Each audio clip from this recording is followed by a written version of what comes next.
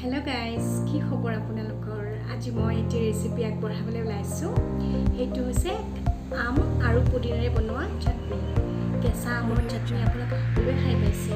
এবাৰ মই বনোৱা ধৰণে বনাই চাবচোন। আপোনালোকে নিশ্চয় বহুত ভাল পাব। যদি মোৰ ভিডিঅ'টো ভাল লাগে তেনেহ'লে লাইক কৰিব, শ্বেয়াৰ কৰিব আৰু চেনেলটো ছাবস্ক্ৰাইব কৰি দিব। গতিকে পলম নকৰি ৰেচিপিটোলৈকে আগবঢ়াওকচোন। আমিনো কেনেকৈ বনাইছোঁ চাওঁচোন আপুনি। চাটনিৰ বাবে মই লৈছোঁ এমুঠি পুদিনা, লগতে দুটা কেঁচা আম আৰু 4টা জলকীয়া। জলকীয়াটো আপোনালোকৰ সোৱাদ অনুসৰি লৈ ল'ব পাৰে। মই ইয়াতে 4টা ব্যৱহাৰ কৰিছোঁ। এতিয়া মিক্সি জাৰটোত পুদিনা, আম আৰু কেঁচা জলকীয়াখিনি দি লৈছোঁ। লগতে ইয়াতে দিছোঁ আধা চামুচ ক'লা নিমখ,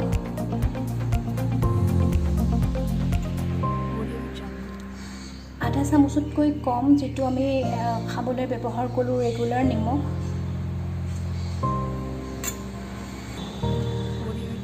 আধা চামুচ চাট মছলা, লগতে অকণমান দিছোঁ ভজা জিৰা গুটি। এইখিনি দিয়াৰ পিছত 2 চামুচমান পানী দিছোঁ যাতে চাটনিটো ধুনীয়াকৈ পিচ খাই। আপোনালোকে বেছি দিব নালাগে, অকণমান দিলেই হৈ যাব।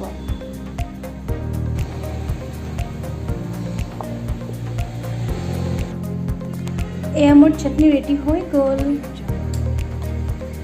দেখিছেনে কিমান ধুনীয়া হৈছে? এয়া মই পৰিৱেশন কৰি দেখাইছোঁ। এনেদৰে আমৰ চাটনি বনালে বহুত ভাল লাগে। আপোনালোকে এবাৰ ট্ৰাই কৰি চাবচোন, নিশ্চয় বহুত ভাল পাব। আৰু মোৰ ভিডিঅ'টো কেনেকুৱা পালে তলত কমেণ্টত নিশ্চয় জনাব।